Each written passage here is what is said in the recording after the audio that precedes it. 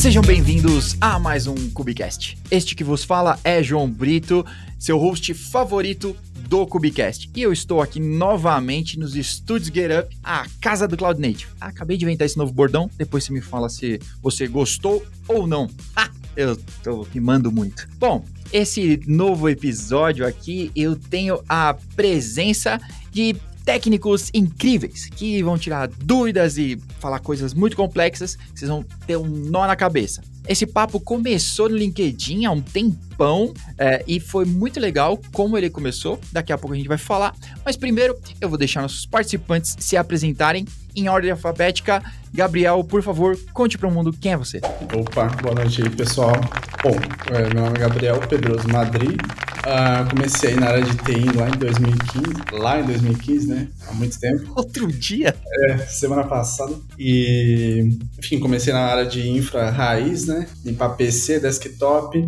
Depois passei para uma empresa que era desktop também, com mais servidores, mais tecnologia. E fui tendo mais contato com a área de TI, falando, caralho, o negócio é absurdo, né? É um monstro. Nessa empresa, na segunda aí, eu tive contato com um container, um Docker, eu falei, meu amigo, o negócio é sinistro. Principalmente com alguns aspectos ali de subir um serviço e baixar ele em instantes. Comecei a pesquisar, ir atrás, aí descobri o famoso queridinho DevOps. Fui pesquisando, ainda trabalhando com infra raiz, vamos dizer assim, data center ali, oferecendo serviço SaaS, tendo contato com storage, switch, firewall, esse tipo de ferramenta que todo data center precisa, e tinha os queridinhos cloud. Então comecei a estudar mais a respeito e falei, cara, DevOps é o futuro, eu quero muito isso. E nessa empresa que eu tava, o nosso amigão Kubernetes estava extremamente longe no que eu enxergava nessa empresa, a nível de tecnologia. Eu falei, não tenho experiência como DevOps, mas eu falei, eu vou tentar, não tô nem aí. Aí consegui um emprego numa empresa aí que eu não tô aí até hoje.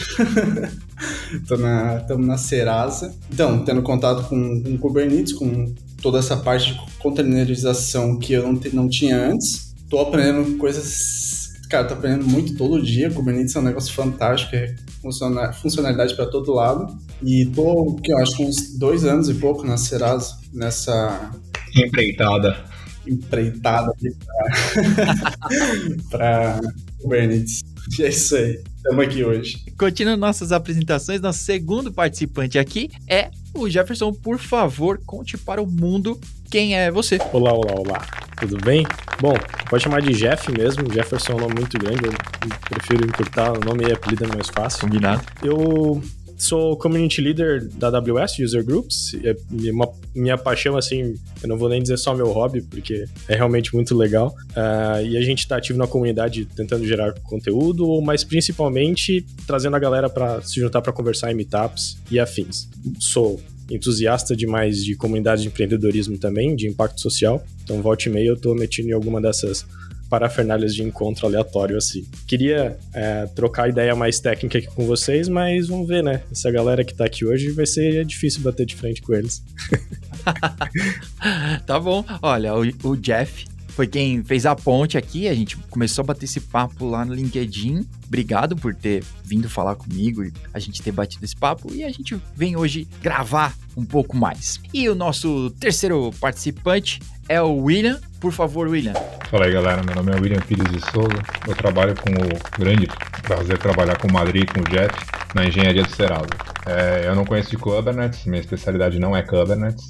Eu trabalho com os dois, mas os dois são especialistas, principalmente o Madri e o Jeff na parte de Amazon, o cara é um animal. E eu fico muito mais focado na infraestrutura de sistema operacional. Eu comecei um pouquinho antes, eu sou um pouco mais velho. Eu comecei a trabalhar, minha primeira vez que eu lembro que eu sentei atrás de um computador, que alguém me contratou para detonar o computador de alguém, foi em 94. Tá bom. Um pouco antes que o Gabriel. E aí eu de lá para cá eu venho trabalhado em data center, trabalhei na Equinix, trabalhei em operadora de telecom, trabalhei desenvolvendo software. Eu gosto de dizer, eles falam, cara, vamos programar numa coisa só, e eu gosto de programar em qualquer coisa, todo banco é bom, toda linguagem de programação é boa, dá para fazer tecnologia com qualquer coisa que você consiga ler. E acho que esse é o meu skill.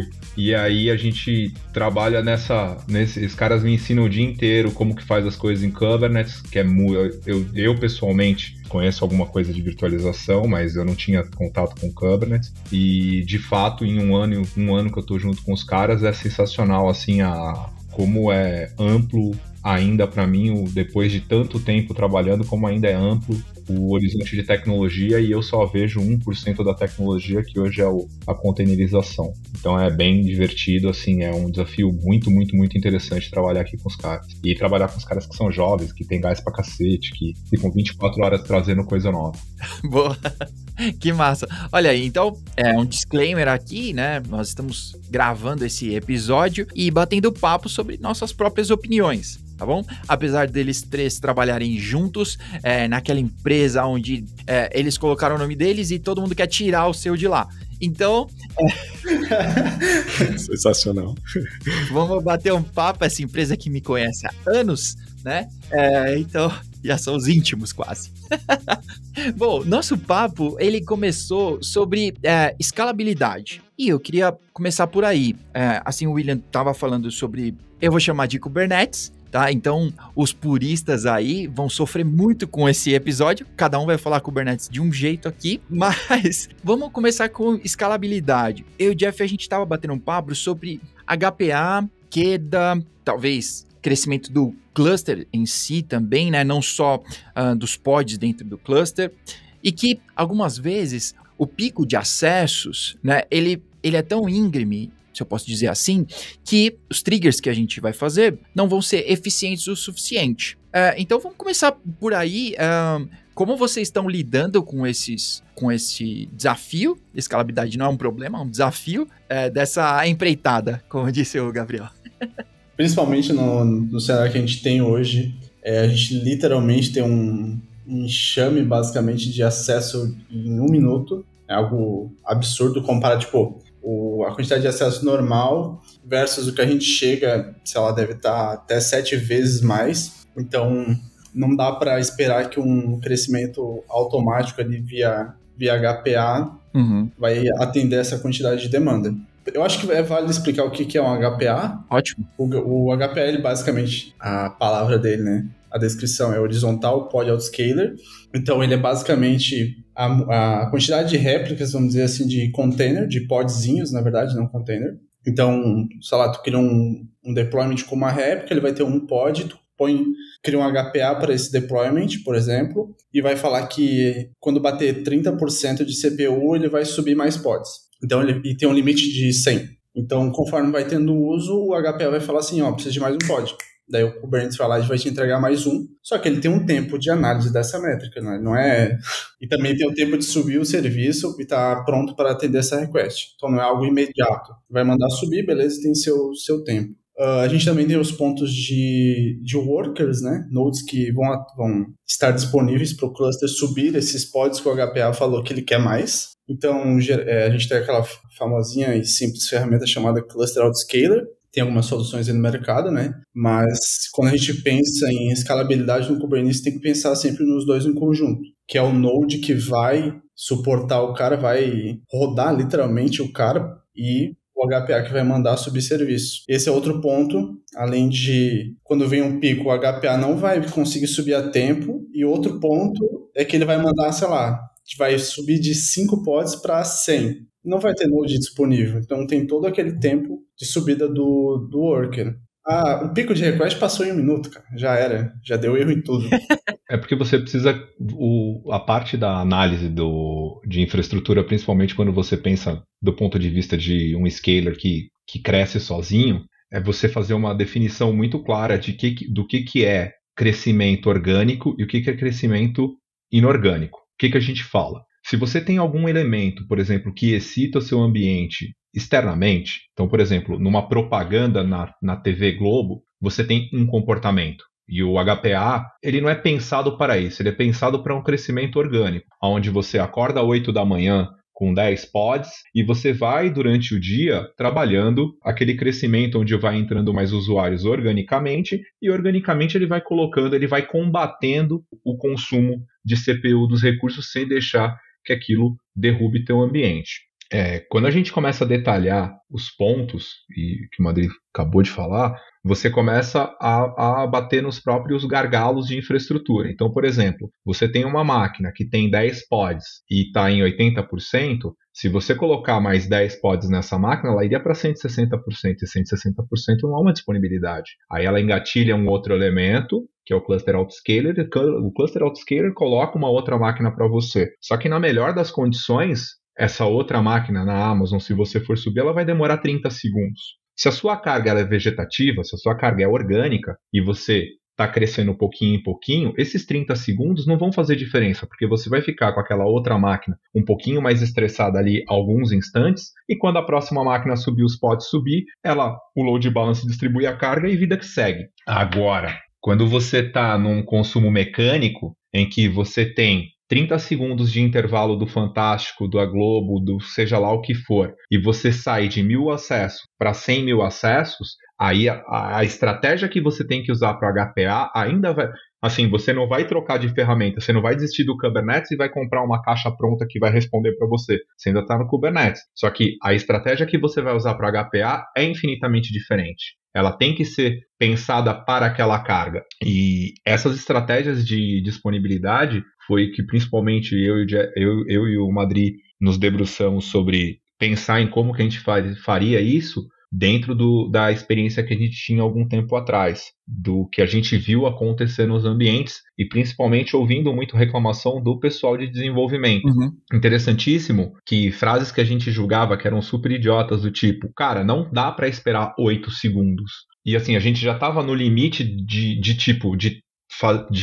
tunar a MI para ela subir assim hiper rápido. Então, assim, com a máquina pronta, a gente conseguiria colocar, sei lá, em 18, 20 segundos. A gente chegou nos números doidos desse. E mesmo assim, 2 minutos. E mesmo assim não era suficiente. O cara falou, cara, não dá para fazer. O pod, você sobe o pod, mas aí você pensa no pod que sobe, cara, ele inicializa pool de conexão com o banco de dados, ele inicializa pool de conexão com Redis. Se ele tiver que fazer acesso em arquivo texto, seja ele no S3 ou no sistema operacional, cara, tá na merda. Então é um monte de elementos, e aí você entra num ambiente que a maioria da galera que trabalha com Kubernetes, que não é que nem a gente tinha, sei lá, 10 anos atrás no banco, tá? Toda equipe programa em Java, beleza, tu só tem Java. Não, o cara aqui programa em Node, o outro cara programa em Python, outro cara pegou em PHP, Java. Então tem uma polifonia de coisas que você tem que pensar e que tem que estar disponíveis, que não dá para você,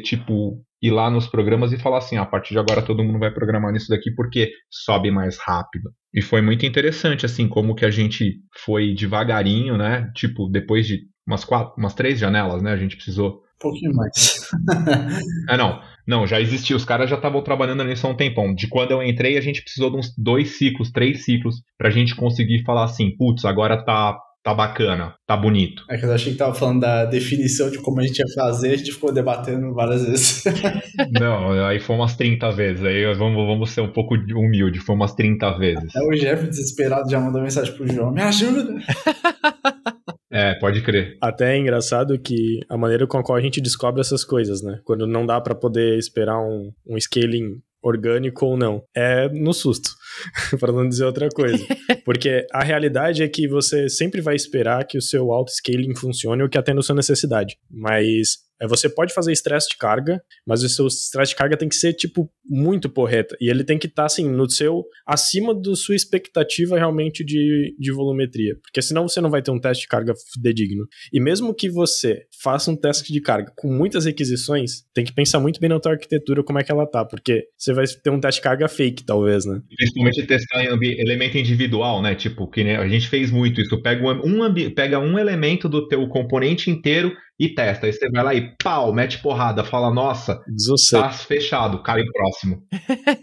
É até importante a galera já raciocinar com a gente desde o início a diferença entre scaling e alta disponibilidade, porque, tipo, a galera confunde bastante vou ter uma inserção, eu vou ter uma volumetria maior, tal, eu tenho que ser altamente disponível.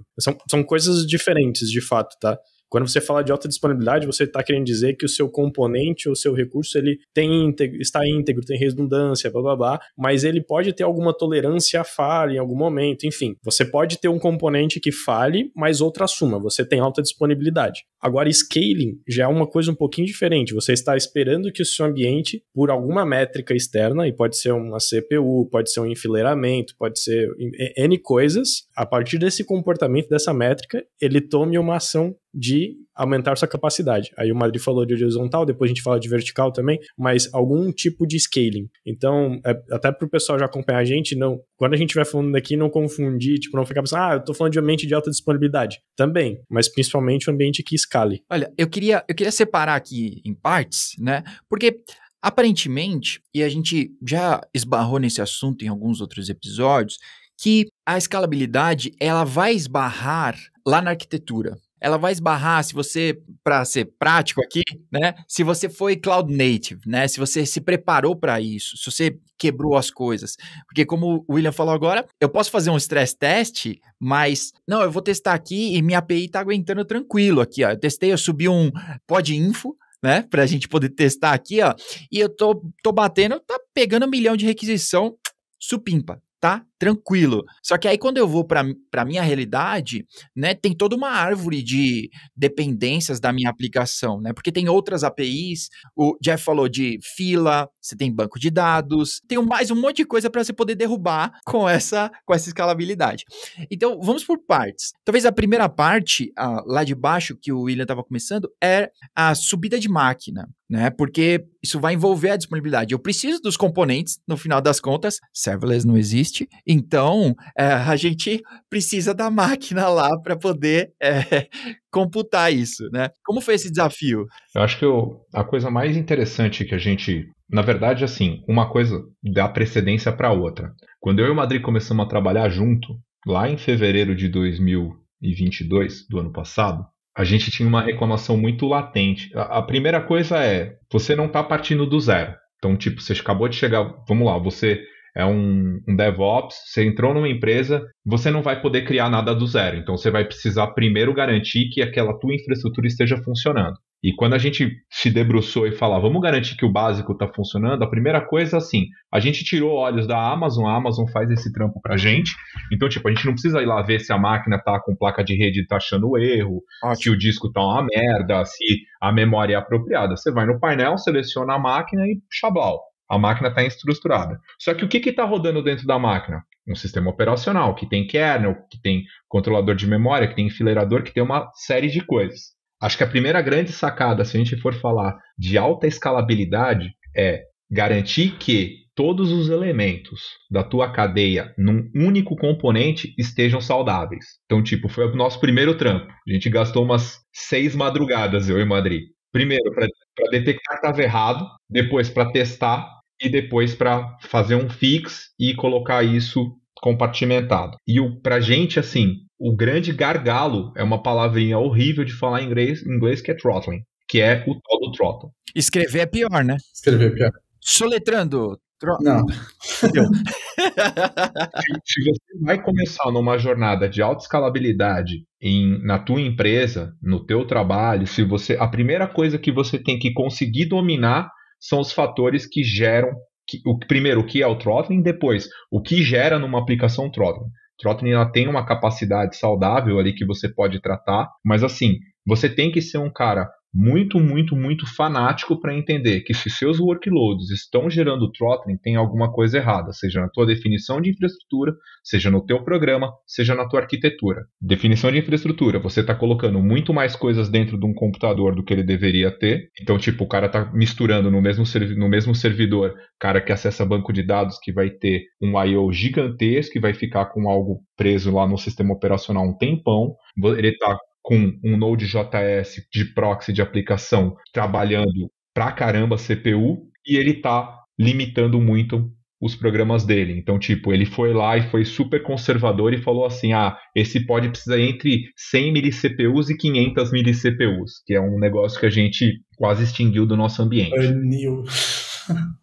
Baniu, tipo, foi um negócio meio embaçado. Então, tipo, você vê que antes de o HPA funcionar, a gente veio aqui e garantiu que o sistema operacional estava funcionando. A gente literalmente teve que trocar o sistema operacional. Tipo, não deu para consertar aquele que a gente estava usando, porque a gente chegou num estado que o sistema operacional que a gente usava, o kernel que ele usava, o Linux que ele usava, o verdadeiro Linux, né, que é o kernel, não dava mais suporte para a versão que a gente precisava. Aí a gente trocou para a Amazon Linux e nessa versão 2 da Amazon Linux está sensacional, funciona assim fofinho. Aí depois, cadeia de testes. A gente escreveu aplicações, eu e o Madrid ficamos lá escrevendo aplicação em Go, em Python, em um monte de linguagem, o Jeff também, que estressasse a máquina. Para quê? Para a gente descobrir os limites da máquina. Então, tipo, por quê? Porque o programador faz o software dele lá, e qual que é a minha base de comparação? Ficava eu e o Madrid que nem dois idiotas falando, aqueles caras escreveram em Go, tá rodando, esses caras escreveram em Java, não funciona, o cara escreveu em Python, tá mais ou menos. Então, tipo, meio que eu e ele tivemos que fazer uma base de comparação. Quando a gente tinha esses dois elementos, tipo, que a gente tinha confiança que o sistema operacional tava ok, o hardware a gente nem liga. E que a gente tinha base de comparação,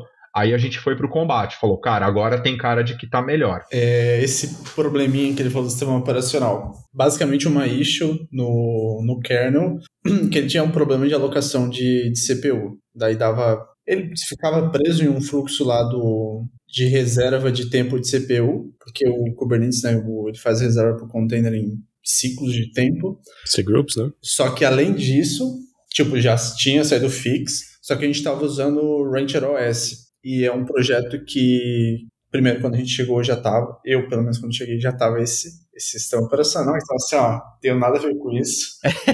Esse problema não fui eu. Não fui eu. E a gente começou a ver, primeiro, ele tem várias limitações, porque aquele sistema operacional que é feito, tipo, não mexe, é assim. E o projeto meio que foi descontinuado. Então, a gente falou, cara, vamos partir para a próxima. E falamos, já estamos aqui, vamos testar. A gente fez alguns testes, tipo, com sistemas operacionais diferentes, o Ubuntu. Aí, no final, o Amazon Linux 2 ali a gente já atendeu, tava tranquilo, testando, não tivemos problema. Desculpa, eu não entendi. Com qual você ficou? Amazon Linux 2. Ficou com o Amazon Linux, né? Verdade. Que a gente usa como base, e daí o rei do sistema operacional aí tem um monte de tuning do SO. Aham. Mas a escolha do Amazon Linux foi engraçada, porque foi assim, se a Amazon se dispôs a fazer um sistema operacional para a cloud deles, sou eu que vou falar que o Ubuntu é melhor? E a gente é 100% Amazon, todos os nossos serviços. Então, assim, até aí a parte de IAM, SSM vai ficar tudo muito mais integrado, o Jefferson vai ficar muito mais feliz com a gente. Então, a escolha do Amazon Linux foi, tipo, eliminatória. Ele tem tudo que o Ubuntu tinha, que o Red Hat, que é a minha especialidade, mas assim, com certeza foi uma adoção mais simples pro ecossistema, né? Legal. E amizade pra você, hein, Jeff? Não. Os caras pensarem em você na hora de trocar o SO. Muita parceria, né? Esse time é um amor, cara. Esse time é um amor, não dá pra discutir. Não dá pra duvidar disso aí. Até, já que mencionaram meu nome aqui, cara, esse é um ponto muito importante, você falou ali de aprovisionamento de hosts, é que, de fato, você tem que olhar para essa parte do sistema operacional e, no nosso caso, a gente conseguiu evitar alguns aspectos de hardware, muito porque nós já estávamos preparados também para poder ter maior escalabilidade de hardware, né? Então, tem gente que, em alguns cenários, ou por cloud provider, ou por ser on-premises, pode ter uma dificuldade de escalar nodes. Mas, por exemplo, no nosso caso da Amazon, a gente estava usando já o Autoscaling Group com seus launch templates bonitinhos, lindinhos, tal. Então já existia essa praticidade de subir mais máquinas. Mas o que eu gostaria de deixar aqui um insight para vocês? Cara, instance type, recurso de disco, a sua própria imagem base, com ter as coisas pré-definidas, ter um user data, no caso da Amazon, né, user data, que dê umas diretrizes boas do que a tua máquina tem que fazer no startup dela, vão facilitar muito e são necessárias para que tu faça um bom scaling também. Porque assim, o teu SEO pode estar tunado demais, Mas se você, no seu startup você precisar baixar 30 pacotes, pô, aí quebrou, né? Aí não vai adiantar de nada. Você fazer 30 mil wget para poder baixar pacote e instalar, não vai adiantar muito.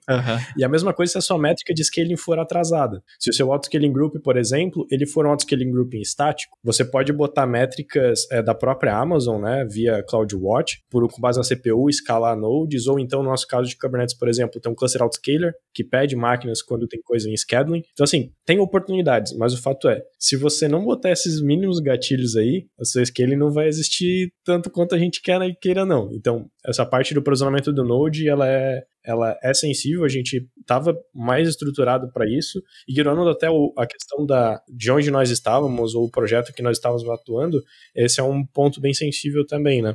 Praticidades do Cloud Providers, né? Como você falou, Cloud Native ajuda bastante também. Boa. O que ele comentou do startup, de baixar 30 mil pacotes, não é que não vai funcionar, né, pessoal? Só não vai ser performático. Não vai ser para hoje. Vai funcionar, mas... Funcionava, e depende do cenário, né? Por exemplo, a gente tá falando na nossa cabeça, a gente sempre pensa em subir uma máquina o mais rápido possível, porque a gente tem que atender a demanda rápido. Mas, cara, esse é o nosso cenário, entendeu? O cenário de, talvez, quem tá escutando vai subir uma máquina a cada 1 hora ou a cada 2 meses. Então, cara, para ele não é nenhum problema levar 5 minutos para ficar baixando o pacote para subir a máquina. O Madri falou um negócio bom, cara. Inclusive, pensa em simples, tá? Realmente, os primeiros passos, quando a gente está fazendo algumas estruturas assim de scaling, eles não precisam ser totalmente lapidados, bonitinhos, altamente performáticos, etc. Cara, realmente, se você tem só um launch template, não tem nem auto-scaling group, mas você tem um mínimo de automação para poder fazer com que esse seu processo seja mais ágil, tá bom. O fato é, começar de fato isso. E aí não precisa ser o mais lindo, aspiracional, o suficiente para te fazer um artigo no Medium, não precisa se preocupar com essas coisas, não. Quando a gente venceu isso, você vê, porque até então o problema era scaling.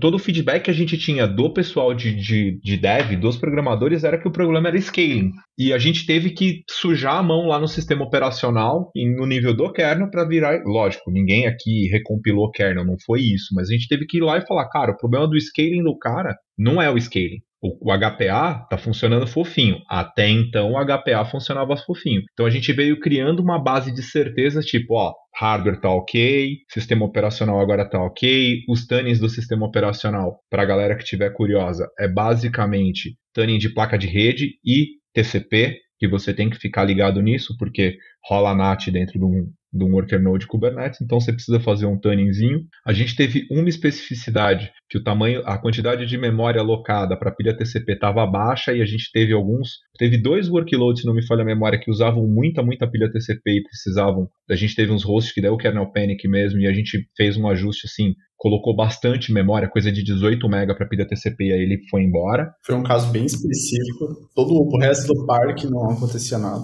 A gente está falando de mais de 1.000 deploys. A gente está falando de quase 2.000. A gente teve 2. Então 0,002% teve problema. Bem específico. E foi com criptografia. Então a galera pode ficar ligada nisso. Era por uma coisa super específica. No final a gente pode comentar. E ficou assim. Uma vez que a gente criou essa certeza, cara, aí a gente foi para a camada de cima. A camada de cima agora era a definição dos profiles dos workloads. E isso daí a gente se bateu meses, assim, até a gente criar as certezas.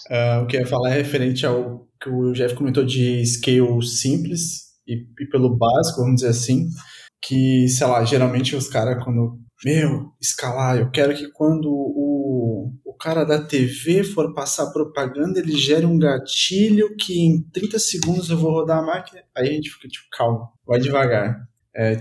Não faz sentido no começo, consegue atender o que precisa de uma outra forma, basta dar uma pensadinha. E referente a esse scale, o HPA e tudo mais, a gente, durante nossos vários debates, sempre vem aquele ponto, escalar com o QEDA, que fica lendo a quantidade de mensagem na fila, esquece, que já começa a se tornar algo mais complexo, tipo aquele exemplo de trigger exagerado ali da TV e tudo mais, ou, quando começar a vir 1000 requests, blá blá blá. É uma parte mais complexa, é mais detalhado, só que a gente tem que dar uma analisada geral. E, por exemplo, a gente falou de escalar por CPU, mas também eu posso escalar por memória. Então, assim, a gente pode ter vários gatilhos de scale. Só que fui até eu que falei isso, né? Mas enfim, o time trabalha junto. Mas eu falei, cara, tipo, estamos preocupados com memória, só que 99% do parque escala por CPU, já atende.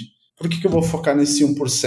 Então, muitas vezes, vale mais dar um pé atrás, ver o todo, para tomar algumas decisões como essas. Porque vai ficar perdendo muito tempo em um cenário que é muita exceção, sendo que poderia estar atendendo uma parte muito maior, que a empresa vai preferir até. Tendo o foco bem direcionado, vamos dizer assim, nesse aspecto de esquerda. 80-20, né? Vamos fazer o esforço que traz mais resultado e depois a gente pode olhar. Cara, mas nesse ponto aconteceu até isso mesmo que o Madê tá falando. A gente tinha vários inceptions da galera assim, usa Queda, usa isso, usa aquilo outro, e a gente falou, cara, mas... Quase pouquíssima aplicação. CPU e memória continuam sendo a coisa mais óbvia. Tipo, a gente vai gastar um esforço de um time de 4 pessoas para implementar um negócio que tem que ser implementado no estado da arte, porque é para a empresa inteira, não tem como, e a partir do momento que eu gerar isso, a partir do momento que eu gerar a oferta, todo mundo vai começar a consumir, e aí eu não vou poder mais me livrar daquela porcaria. Né? Tipo, eu não vou poder virar e falar assim, a partir da data tal não vai estar mais funcionando. E se a gente perder tempo de verdade, assim, se a gente realmente se debruçar sobre o problema real do consumo de CPU agora para escalar, talvez a gente seja mais frutífero, sabe? Legal. Eu queria aproveitar que você estava falando sobre CPU e memória aí, as triggers, né? Que você citou antes um pouco sobre quanto vocês tiveram que ir para cima das aplicações para as definições, né? Que estava ali sobre os 100 milicores e 500, ou talvez memória, sei lá. Como foi essa questão para vocês? Traumático.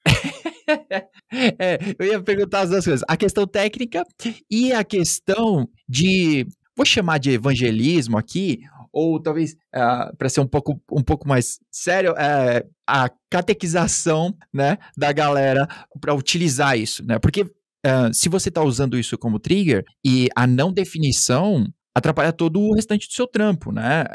Afeta ele. Como foi esse desafio para vocês? A gente chegou eu e Madrid, a gente testou muito software. Então, assim, não foram 10, não foram 20, não foram 30. Acho que a gente ficou uns 2 meses, assim, testando software de verdade. Fazendo software, testando, até a gente chegar na seguinte resolução. Se você quer um negócio que seja realmente útil e o teu software tem demanda, teu software não fica em stale, ele não fica parado. Ele é uma API que recebe requisição externa e você tem consumo o dia todo. Não adianta você dividir tua aplicação, você fazer mini pods, tá? Por quê? Porque um pod sobe 5 conexões com banco de dados. Quando você tem 10 pods, você tem 50 conexões com banco de dados. E quando você tem 100 pods, você tem 500 conexões com banco de dados. Se você pegar definição de 80% dos bancos, na primeira página fala assim, não estabeleça mais do que 500 conexões com o banco de dados. A gente começou desse princípio, a gente tinha um gráfico assim onde a gente mostrava para os desenvolvedores que tinham, por exemplo, 240 pods,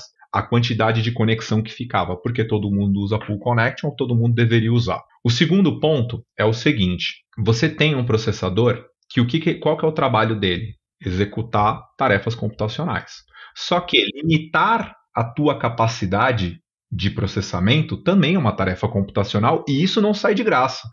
Sim. O computador não faz isso magicamente. Ele não fala assim, coloco você numa caixinha aqui e você fica batendo na lateral da caixinha. Não, aquela porcariazinha ali em gigahertz fica olhando para quanto você está consumindo e batendo nos teus limites. Então, assim, existem outros elementos. E aí vem um negócio que o Jefferson definiu muito bem, que a gente tem o HPA e a gente tem o VPA, que é o Vertical Autoscaler. O que a gente começou a fazer? A gente começou a conversar com os programadores ao invés de eles terem centenas de pequenos pods, eles tivessem dezenas de pods grandes. O que é um pod grande para a gente? Uma CPU. E aí a gente começou a ver um outro comportamento. A gente fez todos os testes de performance. A gente começou a mostrar para os desenvolvedores que um pod com uma CPU inteira, ele tinha muito mais performance e conseguia atender muito mais demanda do que 10 pods de 100 milicPUs. E isso começou a quebrar um pouco do conceito dos caras. Os caras ficaram muito resistentes com relação a isso. Só que a matemática e o Excel nesse aspecto são maravilhosos. Porque na hora que você põe isso em gráfico para o cara olha e fala assim, nossa, a gente colocava um Vegeta, que é um software de benchmark, É um software de brute force request. Mais de 8 mil. Passa disso. Mais de 8 mil. Passa de 8 mil. Passa. Desculpa. A gente colocava um pod de uma CPU inteira com Pythonzão da vida, marotão, respondendo um JSON de 6K, sacava do Vegeta em cima com 20 mil conexões e play. A máquina subia, lembra do throttling? Zerada de throttling, zerada, 400 milicPUs, fofinha, zero de taxa de erro. A gente pegava 10 pods com 10 milicPUs e startava o Vegeta, 50% de requisição. Aí a coisa começou a pegar. Por quê? Porque a gente começou a entregar para os times insumo de mostrar para eles como que deveriam ser as aplicações.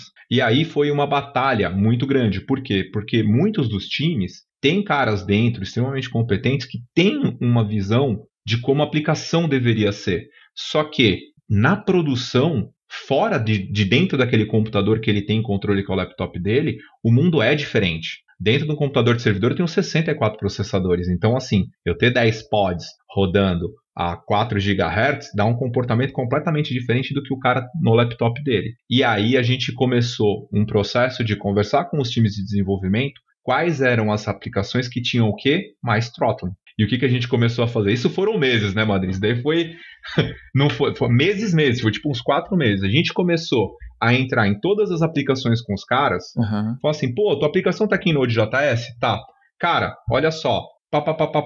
Troca aqui, ó. Limites, põe 1000 por 1000. Nossa, tudo isso. Calma. Você tá rodando com 50 pods? Vamos colocar 5? Ele falou, cara, não vai rodar. Colocava com 5. O throttle dele praticamente zerava. Chegava em quase zero. Consumo de memória super baixo. E as requisições paravam de ter timeout. E aí você começa a ver um comportamento que é extremamente interessante, pelo menos pra gente. É que um programador fala com o outro. E quando os programadores começam a falar um com o outro sobre o resultado que eles estão tendo, eles começam a chamar a gente para mexer na aplicação dos caras. Falam, cara, eu tô com isso daqui, dá pra gente mexer, isso foi extremamente satisfatório. Mas olha só, o problema de throttle estava gerado lá no sistema operacional, a gente corrigiu. As aplicações agora estão gerando throttle, mas a gente tem certeza que não é mais aquele componente. O componente é a nano...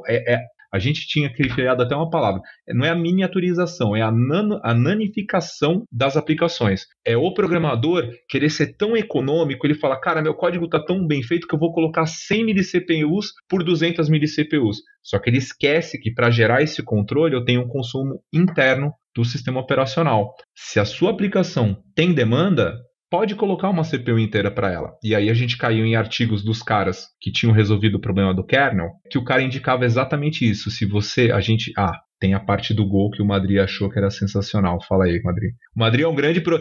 O Madrid começou a programar em Python e ele falou, cara, Go é o esquema. Linguagens compiladas, altamente tipadas são esquema, né? Eu falei, então isso aqui que é programar. Interessante, eu não sei. Mas fala do Go Max Prox, que é extremamente interessante. A gente tem... Lembrando que o que ele falou vai variar de código, de linguagem para linguagem. E, obviamente, que tem vários frameworks. Cada um vai ter um comportamento diferente. Então, tu não pode esperar o mesmo comportamento de todos. E o queridinho, vamos dizer assim, que é o que traz... Que a gente vê uma performance surreal e fala... Hypada. Queria que fosse tudo desse jeito, cara. Go. A gente viu uma performance muito boa em cima. Claro, não é porque ele teve uma performance ali de API que a gente testou super boa que ele atende qualquer problema. Cada cenário é seu cenário. Mas o que acontece? A gente também fez a otimização dessas especificações de CPU.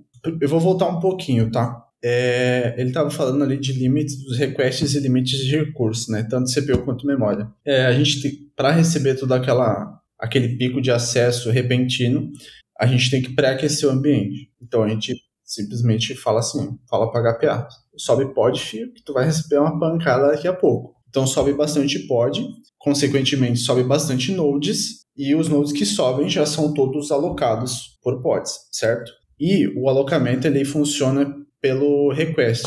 Então ele reserva o que está especificado no request. Quando tu usa uma especificação, exemplo, de request ali, bota que o request é uma CPU inteira e o limit é 2 CPUs, para um node ali com 16 cores disponíveis. Ele vai subir 16 pods, certo? cada um requisitando uma MCPU. Quando ele receber a pancada, tu tá falando para ele que ele pode usar até 2 CPU. Ou seja, tu não tem mais 16 cores para processar, vai dar throttle. Então isso foi uma outra ação que a gente fez também, que é manter request limite igual. Em alguns cenários a gente vai pagar pelo excesso? Vamos. Mas a gente garante que a gente vai atender o que a gente pretende. Então essa foi uma das estratégias também que a gente adotou. Voltando para o Go, fazendo essa abordagem de, por exemplo, não é que só uma CPU é a solução. Depende do caso, mas o Go que a gente fez ali com uma CPU fica muito bom. Que é o quê? Tu especifica um request limite de uma CPU inteira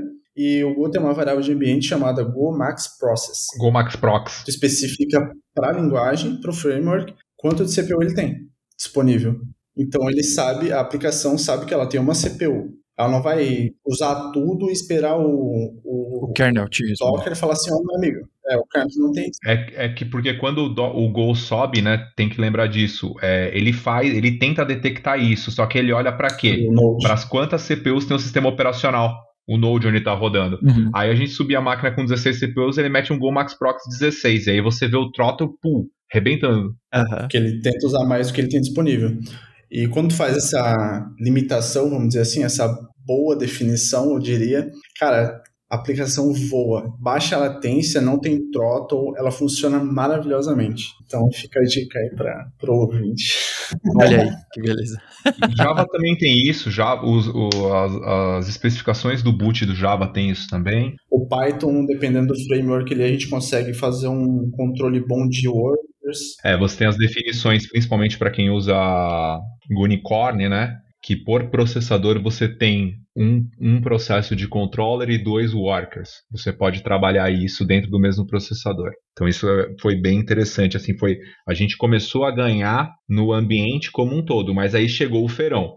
Então, a gente fez todas as otimizações e a gente chegou na data em que tudo isso tinha que estar funcionando, que foi março do ano passado, abril do ano passado. E aí foi muito decepcionante, porque nem tudo funcionou tão bem. Na verdade, as coisas funcionaram pouco bem, assim, dentro da nossa perspectiva, assim, que a gente tinha, que ia ser, fofinho, assim, que ia ser muito bom. Deixa eu voltar antes de avançar até para um outro aspecto universal das tecnologias de scaling. O João comentou antes também sobre a arquitetura, cara. E aí, só queria conectar esses 2 pontos, arquitetura e especificação aí de um núcleo ou menos. Cara, é muito importante ter claro que componentes tem na tua stack também, tá? Assim, você ter container pequeno não necessariamente é algo que, tu não pode ter. Só que tem que estar claro para ti o teu perfil de consumo, o teu perfil de processamento e o que tu espera daquela aplicação. Exemplo simples, um Lambda vai subir com um núcleo? Não, ela é serverless, né? E não precisa, tá ligado? Não. Assim, você vai definir especificação também nesses outros componentes que são serverless. Ou mesmo se você quer botar um container como serviço lá no SS da vida, com Fargate, por exemplo. Cara, você vai definir. Precisa ser um núcleo? Óbvio que não. Você está pagando pelo que você quer criar de subir de recurso. Você vai subir mais para quê? Uhum. Só que você tem que olhar para a sua perspectiva de arquitetura mesmo. Se você tem a opção de fazer com que o seu throughput, né, a sua capacidade de comunicação e de processamento que tu quer, seja limitada ou alinhada à tua capacidade de processar, tudo bem você ter container menor. Então, assim, e aí volta para o aspecto de arquitetura. Se você enfileira as coisas ao ponto de fazer isso de maneira mais espalhada e componentes menores vão ser mais econômicos para ti, vulgo Lambda, por exemplo, beleza. Só que quando você tem esse aspecto de performance em nível de componente computacional, no caso aqui foi CPU, cara, aí não tem muito o que discutir. Você tem, o Williams deu aulas aqui pra gente de caching L2 de processador, como é que funciona o isolamento de poder computacional dentro de um processador. Cara, aí você vai ir para uma esfera onde você quer performance, quer otimização. Otimização no sentido de tempo, né? E não necessariamente... Entregar o máximo possível no menor tempo possível. Aham, sim. Exato. Então, assim, cara, eu acho que essas aulas que eles deram agora de especificação de componentes são super válidas. A gente só não pode se esquecer que, não é por isso que você vai subir um Lambda no máximo, por exemplo. Ou vai mandar o enviador de e-mail, você não vai colocar uma CPU inteira pro seu pode que envie e-mail. Você não vai colocar uma CPU inteira, mas é um erro comum quando a gente parte para qualquer generalização, que é isso que o Jeff tá explicando muito bom, porque aconteceu. As coisas começaram a ficar boas, os programadores começaram a se falar. Daqui a pouco tinha um cara com um software que olha para uma fila SQS, processa uma mensagem, o cara tava querendo colocar uma CPU inteira, um processador inteiro num cara que consome uma mensagem de fila. E aí você entra no dashboard da Amazon e faz assim, 30 dias. O cara recebe uma mensagem por hora. Mas por que este infeliz... Então, assim, e é justamente isso que o Jeff tá, tipo... É bem isso, tipo, a gente tem a sua arquitetura, se ela prover que você tenha essa pulverização, cara, nos teus elementos de front-end que estão logo abaixo dos load balance, que é quem toma porrada, de verdade, lógico, o cara tem que partir daquela coisa. Os meus equipamentos, os meus pods de front-end aqui, eles sempre estão conectados em caches para garantir que eu não estou indo para banco de dados moer meu banco de dados. Aí você tem uma camada de middle de aplicação no meio aqui, você vai ter os seus backends que estão conectados em banco de dados. Essa sua primeira camada aqui é quem precisa responder com throttle zero. Essa segunda camada aqui, como que ela ingere o banco? Aí você tem um monte de software satélite que manda SMS, que consome de fila, que manda e-mail, etc. E esses caras, eles podem estar relegados a outro tipo de política. Mas é bem o que o Jeff falou. Ô João, o que acontece quando a gente sobe uma nova stack ou instala um novo componente, alguma coisa? A gente traz novos problemas. Sim, sempre. Então, tipo assim, botou um negócio novo, vai ter um novo problema. E, por exemplo, o William trouxe ali o gatilho de SQS, né? Especificamente SQS, mas podia ser outro enfileiramento. E aí a gente traz a nota mental do QEDA, que a gente debateu um pouco antes, mas a gente não entrou a fundo. Cara, por exemplo, esse cara aí, ele poderia evitar com que tu não consumisse nem mesmo meia CPU durante boa parte do dia, porque tu recebe mensagem eventualmente. Uhum. Faria sentido, nesse caso, usar uma espécie de QEDA? Aqui eu vou usar o QEDA como referência, mas pode ser outra alternativa, não sinônimo do QEDA, vai. Mas faria sentido? Sim. Por quê? Porque aí você poderia manter o ambiente o tempo inteiro zerado e quando fosse a hora de processar algo, você subiria recurso. E só que, por exemplo, nesse aspecto, cara, é muito importante você lembrar que o scaling é baseado em métrica. E o tempo da métrica chegar para ti e você gerar os seus gatilhos é importante demais. Isso é crucial, na verdade. Legal. Se você tiver com que componentes transacionais ou, enfim, respondam para você de maneira muito rápida e você precisa escalar isso de maneira muito rápida, lembra que, por exemplo, no CloudWatch você demora alguns minutos para que a métrica seja realmente persistida. Sim. E você consiga saber disso. Então, assim, pesar aqui a botar bem na balança o tempo das métricas, porque você escala por isso, e como a tua arquitetura está sendo estruturada, vai ser, tipo, necessário pra gente poder dizer, bota ou não bota mais CPU. Pô, tem uma... Desculpa te interromper, Gabriel, mas tem uma sugestão sobre essa aplicação de fila que tem uma mensagem por hora aí, tem uma outra aplicação, manda esse desenvolvedor entregar de moto lá, uma mensagenzinha por hora, né? Dá pra ele ir pessoalmente. Pelo correio. E quando é chave de criptografia para o seu ambiente? Aí Uber. O cara tá trocando. Não, mas aí põe aquele carimbinho de cera do Game of Thrones. Leva com uma mala com ácido, né? Aí tá protegido. Massa, fala aí, Gabriel. Por exemplo, a gente estava falando antes sobre, por exemplo, botar uma CPU inteira pro Go. Só que a gente teve situações que a aplicação do time ali, do desenvolvedor, ela simplesmente não usava aquela CPU e não performava bem. Então, naquele cenário, ter mais pods menores era melhor. Então, a gente não ia simplesmente falar para ele, não, usa uma CPU. Claro que não, cara. Performa melhor desse jeito, então tu vai...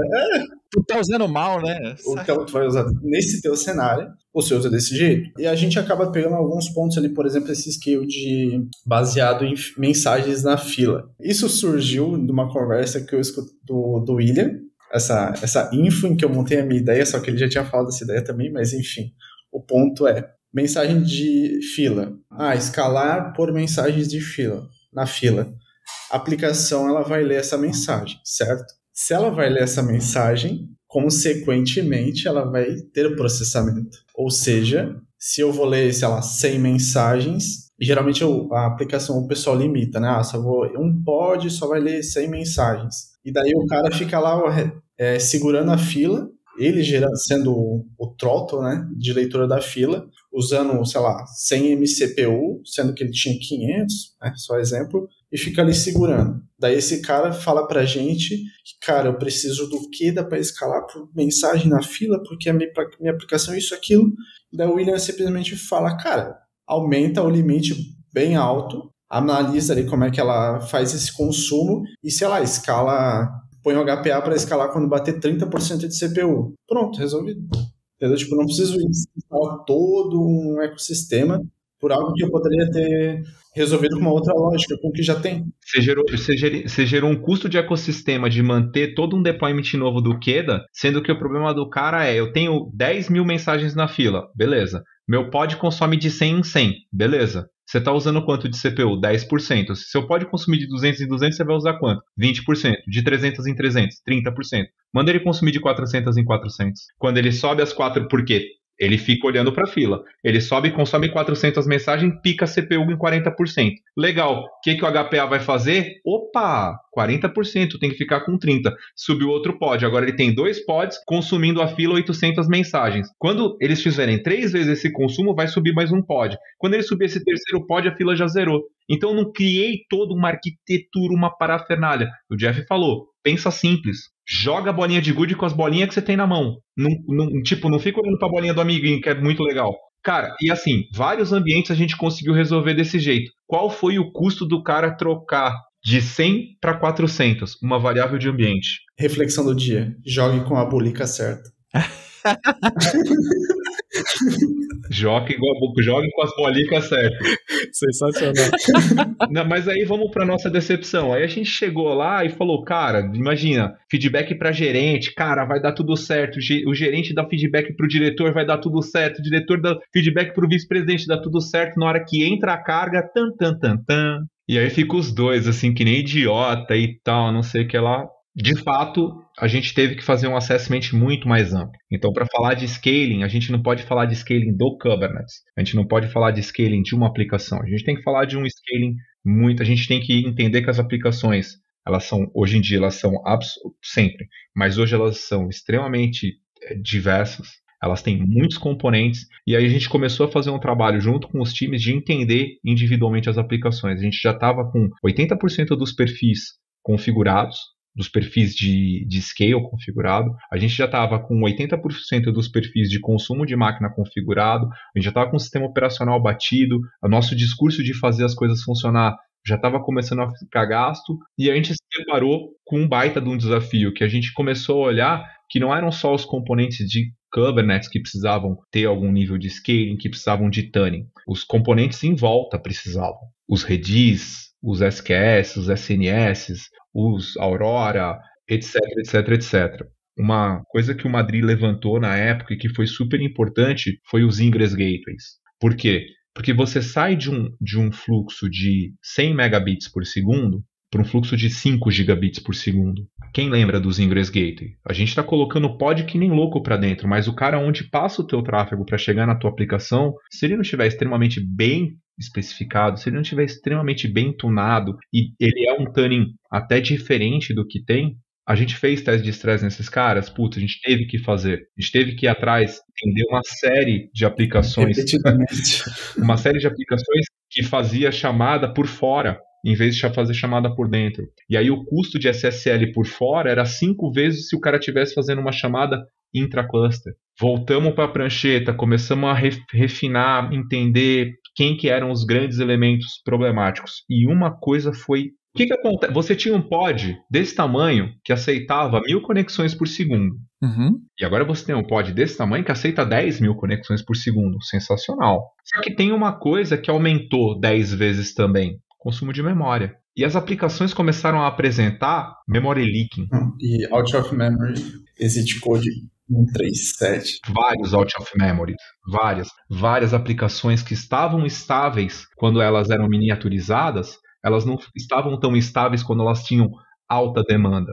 Por quê? Porque elas estavam com pequenos vazamentos de memória, arrays que nunca eram zerados, variáveis que estavam sendo incrementadas. E quando você sai das poucas centenas para os vários milhares de acesso por pod, essas fraquezas das aplicações começam a aparecer.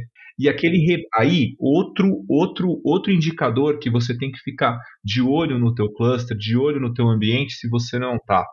quatro números, número de reboots, e se o teu pod tá morrendo por 137, 137, 127, 127, né? 137. Out of memory. Se o pod tá morrendo por 137, vá procurar dentro da tua aplicação o que tá gerando vazamento de memória. E aí você pode isolar aquele componente, pegar um Vegeta, amassar aquele cara bem mocadinho. Se você, mocadinho nesse cara, ele não morrer, faz uma conexão com Redis. Provavelmente a biblioteca que você está usando de Redis é velha. Aí, tua biblioteca está com um vazamentinho de memória e você não sabe. Eu coloquei com Redis e meu software parou de dar performance. Muito provavelmente você está fazendo uma conexão para cada requisição. Você tem que usar um poolzinho de conexão instanciada no começo da aplicação. Mesma coisa para banco de dados. E aí, a gente voltou para a prancheta porque a gente teve que voltar várias aplicações e começar a olhar, cara, tu tá com muito restart nessa aplicação. Tua aplicação tá com restart que não deveria estar. Então você vê que, pra gente chegar num pseudo estado da arte do scaling, quantas vezes a gente veio... Desceu pra... A gente ficou mais 2 meses, para dizer pouco, 2 meses, caçando aplicação desse tipo, e aí a gente chegou agora quase que no último feirão.